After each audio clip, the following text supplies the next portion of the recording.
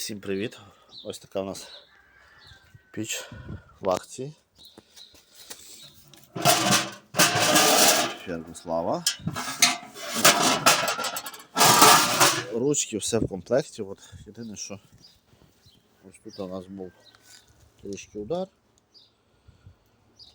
Нова пошта його компенсувала. І от на цю суму ми зробимо знижечку, щоб ви розуміли,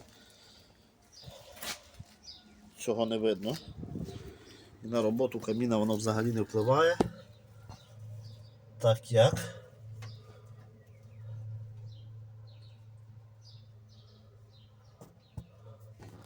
ось там світяться болти, але воно туди взагалі не дістає.